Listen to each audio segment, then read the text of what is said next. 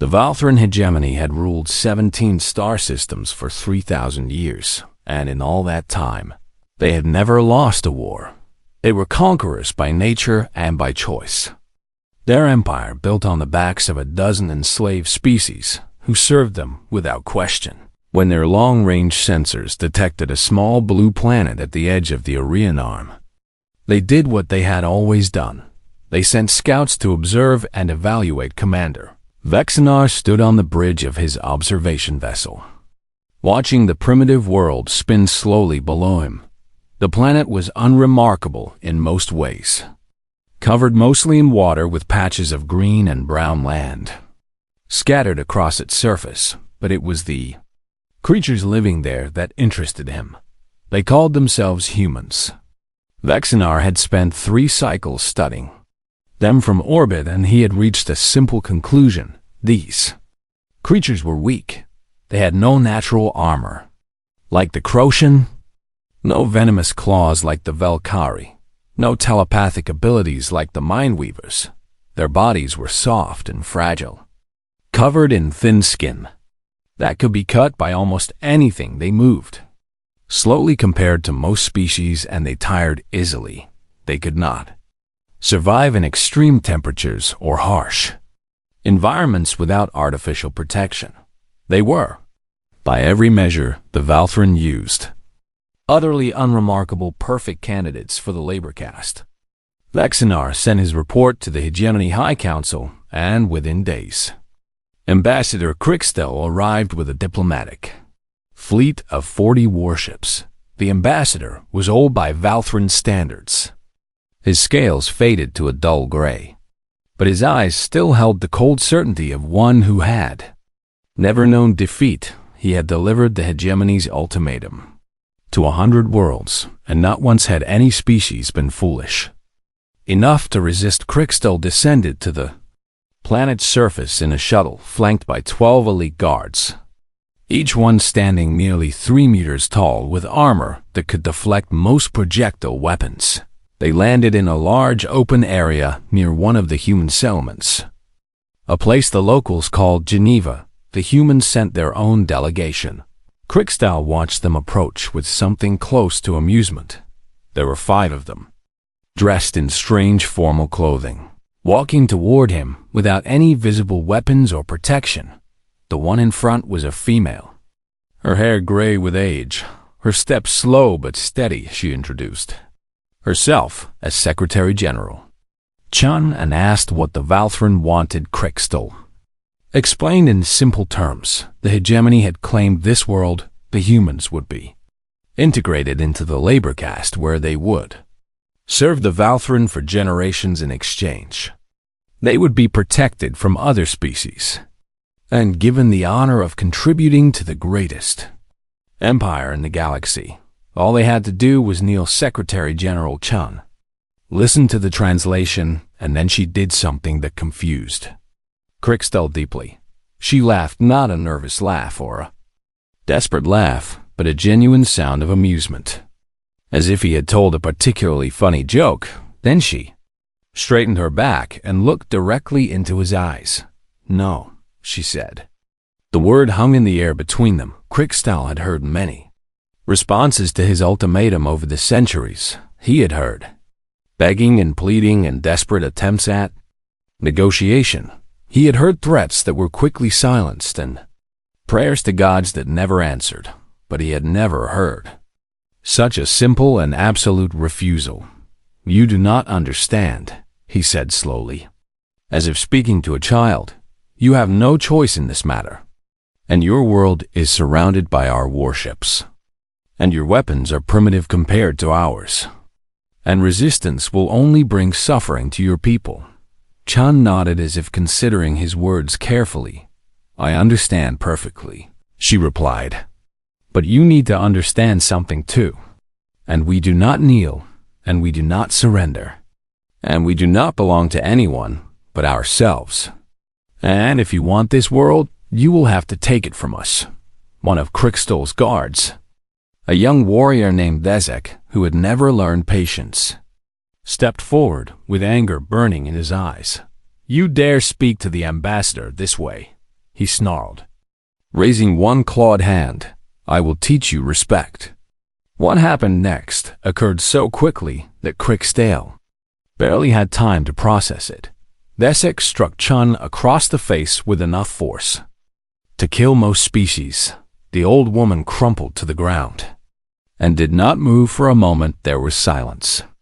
Then one of the human delegates, a young man with dark skin and wide eyes, dropped to his knees beside Chun's body. He pressed his fingers to her neck and his face went pale. She's dead, he whispered. The other humans stood frozen, staring at Chun's body, and Crick still expected to see fear in their eyes. He expected tears and panic and the beginning of surrender. Instead, he saw something that made him feel an unfamiliar sensation deep in his chest. Something that might have been the first stirring of fear. The human's eyes had changed. There was no panic in them, no desperation, no plea for mercy. There was only cold and absolute fury. The young man who had checked Chun's pulse stood slowly, and when he spoke, his voice was steady as stone. You should leave now, he said. You should leave and never come back. Crickstall forced a laugh, though it sounded hollow even to his own ears. And if we do not, what will you do about it, you primitive creature? What can you possibly do against the might of the hegemony? The human smiled, and there was nothing friendly in it. You'll find out. The delegation turned and walked away, carrying Chun's body with them. Crickstall ordered his guards back to the shuttle, dismissing the encounter as meaningless defiance.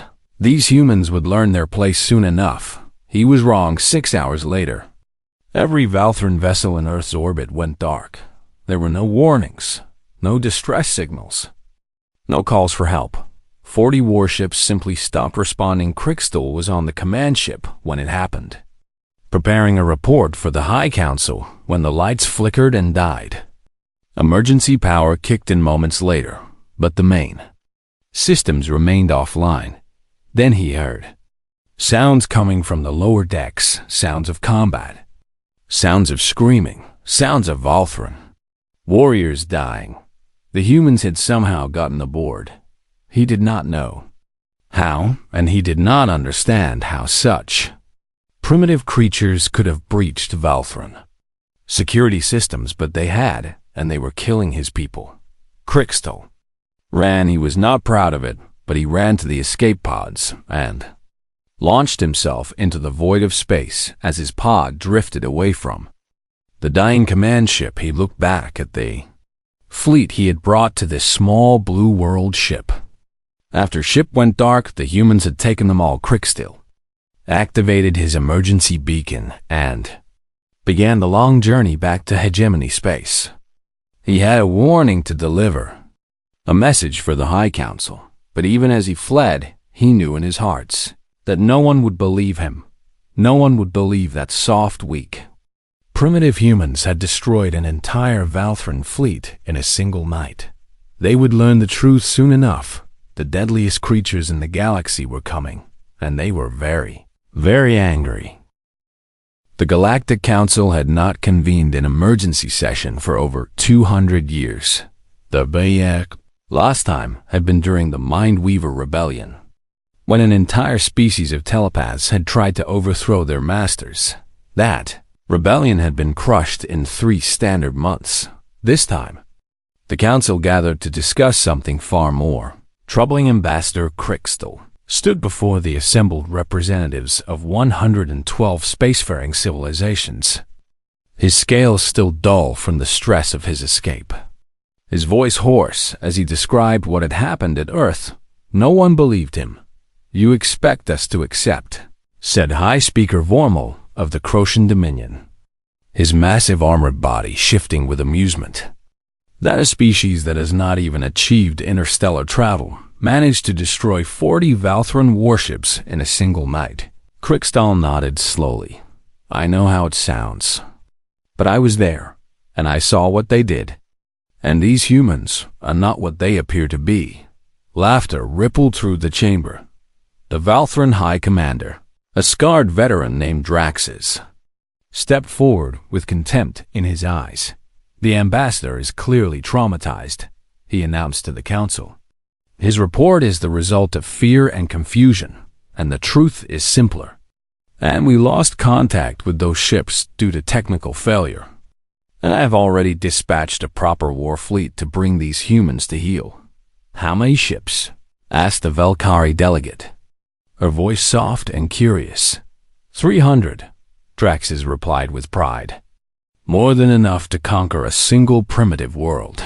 The council seemed satisfied with this answer, but the Valkyrie delegate, an elderly female named Silvera, who had lived longer than most could remember, did not share their confidence. She had been studying the intelligence reports that Valthran scouts had gathered about humanity. What she found disturbed her deeply after the session ended. She called a private meeting with representatives from several other species when they gathered in her quarters. She shared what she had learned. These humans evolved on what we would classify as a Category 7 death world, she began, her voice quiet but steady. Their planet's gravity is nearly twice what most species can comfortably endure, and their atmosphere contains high concentrations of a gas called oxygen, which is highly reactive and corrosive to most biological life. The Mindweaver representative, a pale being named Thoughtkeeper, tilted their head in confusion. How can any species survive in such conditions? Evolution, Silvera replied. Billions of years of evolution in an environment that actively tries to kill everything living in it. And that is not all.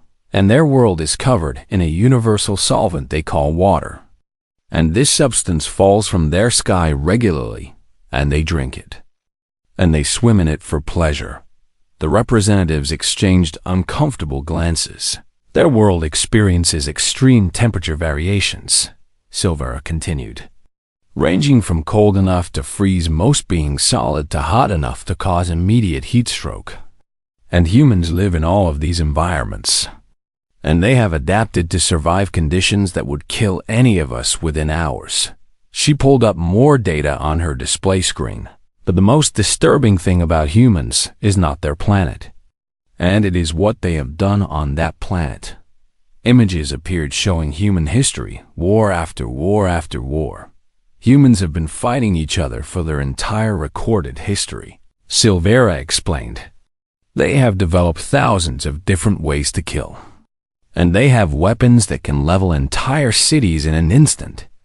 And they have fought conflicts that killed millions of their own kind. And they have done this not for survival, but for ideology, for resources, for revenge. And sometimes simply because they could. Thoughtkeeper's mental presence flickered with something that might have been fear. They fight each other, and yet they still exist as a species. And how is this possible? Because they are persistent, Silvera answered. Their hunting strategy as a primitive species was not to overpower their prey, and it was to follow it, and they would track an animal for days, never stopping, never resting, until the creature collapsed from exhaustion. And they do not stop, and they do not give up, and they do not know how to surrender. She paused to let her words sink in. And now, she said softly, we have given them a common enemy. The news from the Valthran border arrived 3 weeks. Later it was not good. High Commander Draxus had led his 300 warships to Earth with absolute confidence. He found the planet surrounded by something that should not have existed. Ships in the weeks since the first attack. The humans had reverse-engineered the Valthran technology.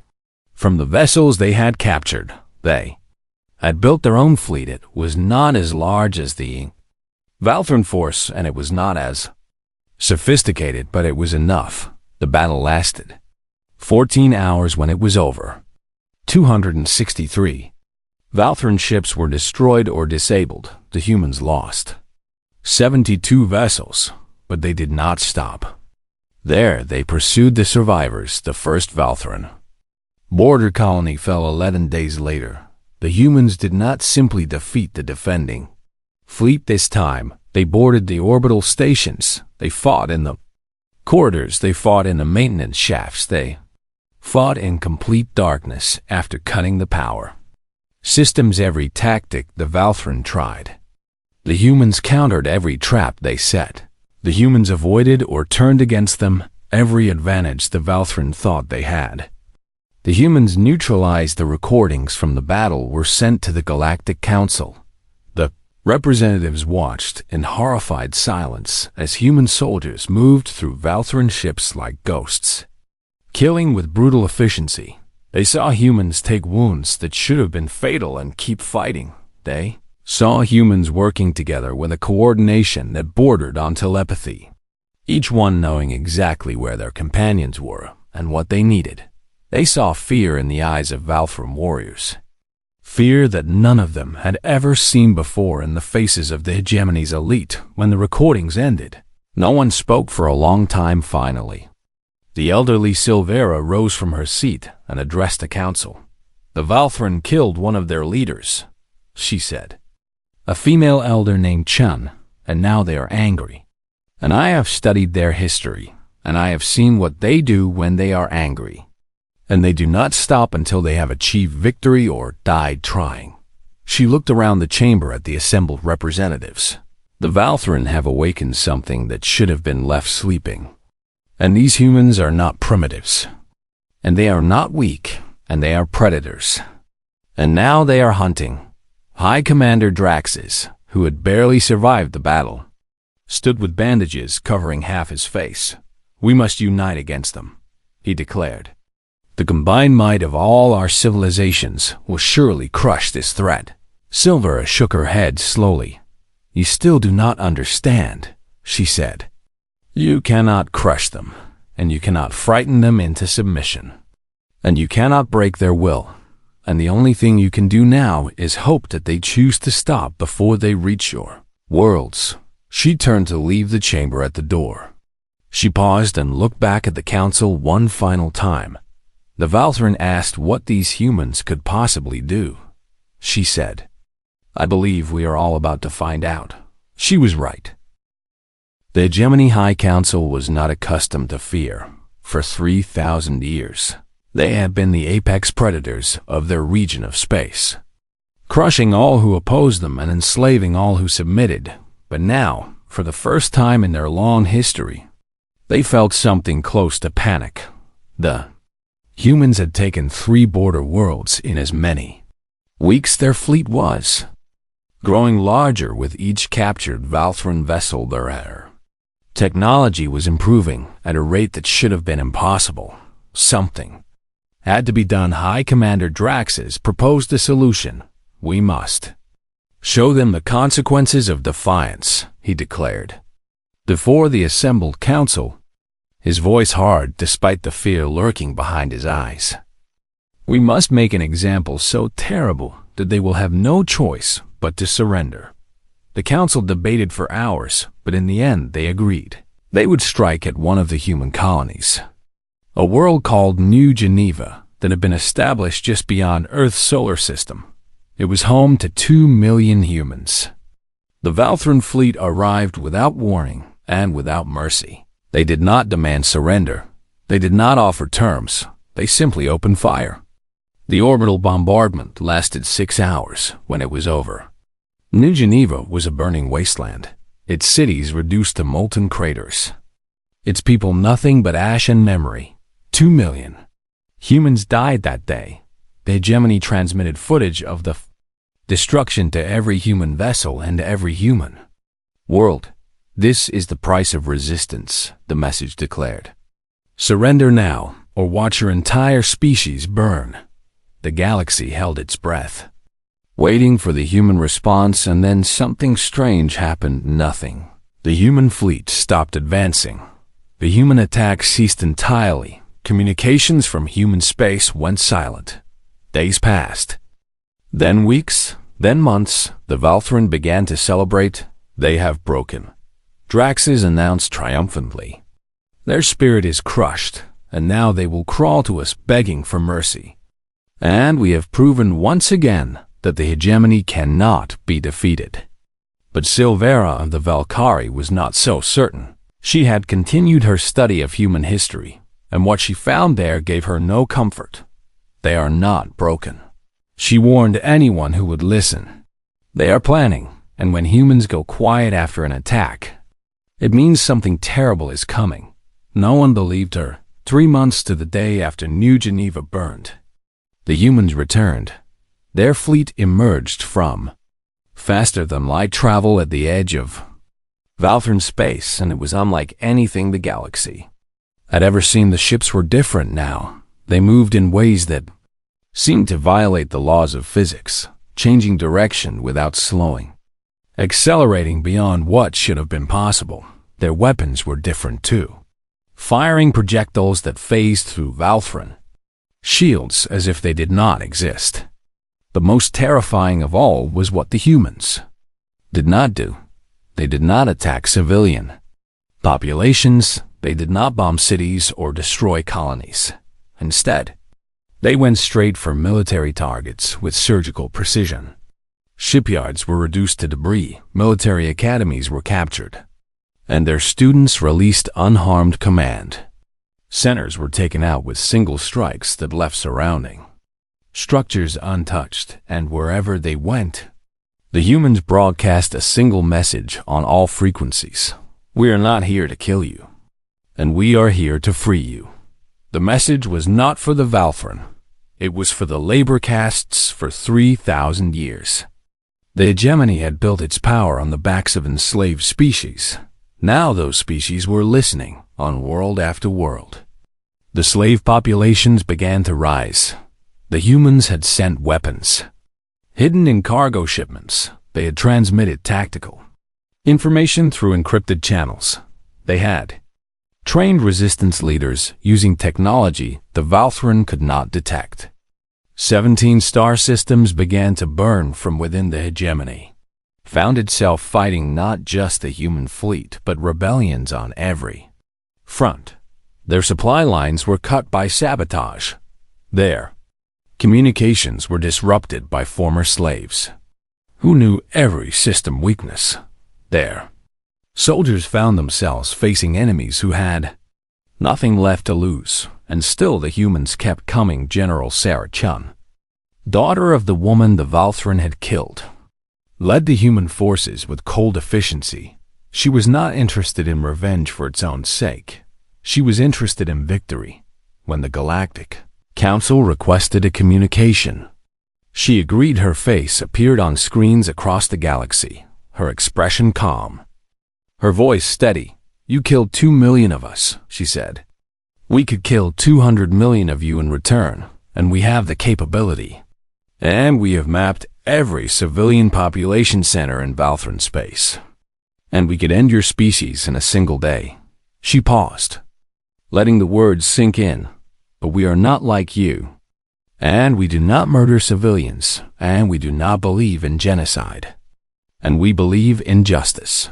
Her eyes hardened. The leaders who ordered the attack on New Geneva will face trial, and the commanders who carried it out will face trial, and every individual who participated in the deaths of 2 million innocent people will be held accountable. And that is not negotiable. She leaned forward slightly. But the Valthran people themselves have nothing to fear from us. And we are not here to destroy you. And we are here to remove the government that has enslaved half the galaxy and murdered our people. And when that government falls, and it will fall, we will help you build something better. The transmission ended. The Galactic Council sat in stunned silence. They had expected human rage. They had expected demands for genocide, for the complete destruction of the Valthran species. Instead, they had received something far more unsettling: mercy, calculated, deliberate mercy. And somehow, that made the humans even more terrifying. Because a species that could destroy you, but chose not to, was a species that had complete control. They were not fighting out of blind rage. They were fighting with a plan, and that plan did not include becoming the monsters they were. Fighting against the neutral species of the galaxy began to reconsider their positions. Trade agreements were quietly drafted. Non-aggression pacts were secretly negotiated. Some even sent messages of support, offering supplies and safe harbor. The hegemony found itself increasingly alone, and the humans kept advancing, world by world, system by system, closer and closer to the heart of Valthran space. General Chun issued one final broadcast to the galaxy. We are coming for the ones who ordered the death of our people, and anyone who helps them will be considered an enemy, and anyone who steps aside will have nothing to fear from us. And we really hope you make the right choice. Most species did. The Valthran stood alone, and the humans kept coming. The war entered its second year, and the galaxy became obsessed with one question: what made the humans so terrifyingly effective? Every intelligence agency in known space devoted resources to studying these strange creatures from the edge of the Orion Arm. What they discovered would change how every species understood the universe. The first reports focused on human biology. Dr. Vexnall of the Crocian Dominion compiled a detailed analysis that was shared across the Galactic Council. Their bodies produce a chemical compound called adrenaline. He explained in his presentation, when threatened, this compound floods their system and temporarily increases their strength, speed, and pain tolerance by significant margins. And they essentially have a built-in combat drug that requires no external application. He brought up medical scans taken from captured human prisoners. Their skeletal structure is remarkably resilient, and their bones can withstand impacts that would shatter the frames of most species. And when broken, these bones heal themselves over time, and they do not require replacement or artificial reconstruction. The representatives shifted uncomfortably in their seats. Their pain response is particularly disturbing. Dr. Vexnall continued. Most species experience pain as an overwhelming sensation that prevents further action, and it is a survival mechanism designed to stop us from damaging ourselves further. But humans can override this response through sheer will, and they can continue functioning with injuries that would incapacitate any of us. He showed footage from the battle at the Valthran border. A human soldier with a wound that should have been immediately fatal continued fighting for another 3 minutes before finally collapsing. They can also lose limbs and survive, the doctor added. Their medical technology allows them to replace lost appendages with mechanical substitutes that they control as naturally as their original body parts. And some humans even volunteer for such modifications. Thoughtkeeper of the Mindweavers had spent months attempting to understand human psychology. His findings were even more disturbing than the biological reports. Human minds are unlike anything we have encountered, he announced to the council. They are capable of a phenomenon they call pack bonding, and this allows them to form intense emotional attachments not just to each other, but to objects, animals, and even machines. And these bonds are so strong that humans will risk their lives to protect the subjects of their attachment. He shared recordings of human soldiers mourning fallen comrades. They form these bonds with their units, their ships, their weapons, and when something they have bonded with is threatened or destroyed, they experience a psychological response that increases their combat effectiveness rather than diminishing it. And grief makes them more dangerous rather than less. The concept was difficult for many species to understand. For most civilizations, loss led to withdrawal and surrender. For humans, loss led to vengeance. They have a concept called spite, Thoughtkeeper explained. This is the willingness to harm oneself in order to harm an enemy, and they will sacrifice resources, comfort, and even their own lives to ensure that those who have wronged them suffer consequences. And this is not considered irrational behavior among humans, and it is celebrated. He paused, his mental presence flickering with what might have been fear. They also maintain something called grudges, and these are records of wrongs done to them that they carry across time. And humans have been known to seek revenge for offenses committed against their ancestors generations in the past. And they do not forget, and they do not forgive unless they choose to. And the choice is entirely their own.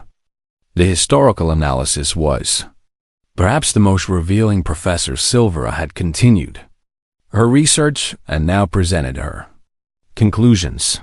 Every other spacefaring species achieved unity before reaching for the stars, she began. We resolved our internal conflicts, eliminated war among ourselves, and then expanded outward as a single civilization. But humans are different. She displayed a timeline of human history. War after war stretched back as far as records existed. Humans brought their divisions with them into space, and they were still fighting each other when they developed faster-than-light travel. And they have never known a period of true peace. And their entire history is one of continuous conflict. She let that sink in before continuing. This means that while most species have perhaps a few centuries of military experience, humans have accumulated over 10,000 years of continuous warfare. And every tactic we know, they have already used and countered. And every strategy we might develop, they have already considered and prepared for. The display showed human military innovations throughout history: siege weapons, naval combat, aerial warfare, nuclear weapons, cyber attacks, space combat, each evolution more devastating than the last. They are also remarkably adaptable, Silvera added. When faced with new threats, humans do not simply respond with existing strategies, and they innovate. And they have developed entirely new forms of warfare in response to specific challenges. And they do this faster than any species we have ever encountered. She concluded with a simple observation. Most species fight to survive. And when the threat to survival is removed, they stop fighting, but humans fight to win. And these are very different things. And a species that fights to survive will accept a draw, will negotiate, will surrender when defeat seems certain. But a species that fights to win will not stop until victory is achieved. Her final words hung in the chamber. The Valthran did not just threaten human survival, and they challenged human pride. And they created a situation where the only acceptable outcome for humanity is total victory. And they will not stop until they have achieved it. The neutral species had heard enough. Over the following weeks, representatives from dozens of civilizations made quiet journeys to human. Space trade agreements were finalized. Alliance treaties were signed. Resources began flowing to the human war effort from across the galaxy, not because these species loved humanity, not because they believed in the human cause, but because they understood something fundamental. When this war ended, the humans would remember who had helped them and who had not. The Valthran hegemony found itself utterly alone, surrounded by former allies who had suddenly discovered the value of neutrality. And still the humans advanced system by system, world by world. Unstoppable. An elderly Velkari philosopher named Torvex wrote what would become the definitive summary of the war. We looked at the humans and saw soft bodies and short lifespans. And we saw a species that should have been easy to control, but we did not look closely enough. And we did not see the fire that burns behind their eyes. And we did not understand that their weakness is an illusion, and their softness hides a core of absolute steel.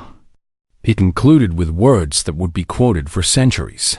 The humans are not the deadliest creatures in the galaxy because of their weapons or their technology, and they are the deadliest creatures in the galaxy because of their will, and they simply do not know how to give up. And now the Valthran will learn what happens when you give such creatures a reason to fight. The Valthran were learning the hard way. The Valthran homeworld was called Valthra Prime, and for 3,000 years it had been the heart of an empire. Now, it was the last stronghold of a dying regime. The human fleet had arrived 6 days earlier. their ships forming a ring around the planet that blocked all escape, but they had not attacked. Not yet. Instead, they had broadcast a simple message on repeat. The war is over, and you have lost. And surrender the individuals responsible for the attack on New Geneva. And there will be no further bloodshed. The Hegemony High Council refused. They retreated to their deepest bunker, surrounded by the last of their loyal guards, convinced that the humans would eventually tire of waiting. They were wrong. The humans did not need to attack the planet. They had already won on every continent. The labor castes were rising. 3,000 years of oppression had created a hatred that needed only a spark to ignite. The humans had provided. That spark weapons had been smuggled in over months. Leaders had been trained and secret networks had been established, and now, with the Valthran military shattered and their fleet destroyed, there was nothing to stop the revolution. The fighting was not clean. Generations of abuse had created wounds that could not be healed with gentle words. The labor castes took their revenge on their former masters with a fury that surprised even the humans. But the humans did what they could. Their soldiers dropped into the most violent areas, separating combatants, protecting civilians on both sides, establishing safe zones where those who wanted no part in the bloodshed could shelter. They saved Valthran lives, the very species they had come to defeat. They worked to protect from the consequences of their own cruelty. Ambassador Crickstill watched it all from the bunker's monitoring systems. He had returned to Valthra Prime months ago, hoping to help coordinate the defense. Now he sat in a room full of leaders who had no more options. High Commander Draxus paced back and forth, his wounds from previous battles still visible, his mind clearly fracturing under the pressure. We must launch the final protocol, he insisted for the 100th time. If we cannot have Valthra Prime, neither can they. The final protocol was a series of weapons hidden beneath the planet's major cities. If activated, they would kill billions, Valthran and labor caste alike. It was meant to be a last resort against invasion. Now Draxus wanted to use it to spite their conquerors. Crickstill looked at the other council members. Some seemed to be considering it. Others simply stared at nothing, their minds already broken by the weight of defeat. No, Crickstill said quietly. Draxus spun to face him, his eyes wild. You dare defy the council? There is no council anymore, Crickstill replied, his voice tired but steady. There is no hegemony, and there is only us, hiding in a hole while our world burns above us. And I will not add the murder of billions to our crimes. Crimes, Draxus snarled. We are the Valthran, and we do not commit crimes. And we are the rightful rulers of this galaxy. We were, Crickstill said. We were rulers, and now we are refugees in our own capital. And the humans have won, and all we can control now is how we end this. He stood slowly, his old bones aching. I'm going to contact the humans, he announced. I'm going to negotiate our surrender. And anyone who wishes to join me is welcome. Draxus drew his weapon. Traitor, he hissed. I should kill you where you stand. Crickstill looked at the weapon without fear. He had been afraid when he fled Earth, afraid when he reported to the council, afraid throughout this entire war. But now, at the end, he felt only a strange peace. Then kill me, he said simply. It will not change anything, and the humans will still come. And the hegemony will still fall, and you will still have to face the consequences of what we have done. For a long moment, Draxus stood with his weapon raised. Then his arm began to shake. The weapon fell from his fingers and clattered to the floor. The High Commander collapsed into a chair, his head in his hands. Broken at last, Crickstill opened communications with the human fleet. The response came almost immediately. This is General Sarah Chun of the United Human Forces, and we are listening. Crickstill took a deep breath. I am Ambassador Crickstill of the Valthran hegemony, and I wish to discuss terms of surrender. There was a pause. We remember you, Ambassador. And you were there when my mother was killed. Crickstow closed his eyes. And I did not order the attack, but I did not stop it either. And that guilt will stay with me for whatever remains of my life. Another pause. Longer this time. Come to the surface, Ambassador, and bring whoever is willing to come with you. And we have much to discuss. The meeting took place in what had once been the Grand Plaza of Valthra Prime. Now it was a neutral zone, protected by human soldiers and the more organized elements of the labor caste revolution. General Chun arrived with a small delegation. She looked older than Crickstow had expected, her hair showing streaks of gray, her eyes carrying the weight of years of war. But those eyes were not filled with hatred. They were filled with something. Crickstow had not expected understanding. She brought with her a single document, the terms of surrender. Crickstow read them with growing disbelief. There were no demands for genocide, no mass executions, no enslavement of the Valthran people. The terms required only three things. First, the individuals who ordered and carried out the attack on New Geneva would face trial before a joint human and galactic tribunal. Second, the caste system would be abolished, and all former slaves would be granted full citizenship in whatever new government emerged. Third, the Valthran would join a new coalition of species as equals, with the same rights and responsibilities as everyone else. Crickstow looked up at General Chun. Why? He asked, his voice barely above a whisper. After everything we did, after the millions of your people we killed, why do you offer us mercy? General Chun was quiet for a long moment when she spoke. Her voice was heavy with something that might have been grief or might have been wisdom. Because we have been you, she said. Throughout our history, we have been the conquerors, and we have been the slavers, and we have been the monsters, and we have committed atrocities that still haunt us to this day. She met his eyes directly, and we learned the hard way that empires built on cruelty always fall, and vengeance creates cycles that never end. And the only way to truly win is to build something better than what you destroyed. She gestured at the document. We are giving you a chance that we were never given, and we are offering you a future that does not require you to be what you were. And what you do with that chance is up to you. Crickstow looked at the document again. Then he reached for the signing instrument. I accept these terms on behalf of the Valthran people, he said. And I hope, against all evidence, that we can become worthy of this mercy. He signed. The war was over. The galaxy watched in astonishment as the humans, the deadliest creatures anyone had ever encountered, chose not to destroy their enemies. They had won, and then they had extended their hand in peace. Years later, a young Valthran named Desak Jr., son of the guard who had killed Secretary General Chung, worked as a diplomatic assistant in the new coalition government. He had grown up with stories of the war, with the weight of his father's crime on his shoulders. One day, he found the courage to approach a human veteran, an old soldier named James, who had fought in the final campaign. May I ask you something? Desak said hesitantly. James nodded. Why do your people fight so fiercely? And what makes you willing to die for each other?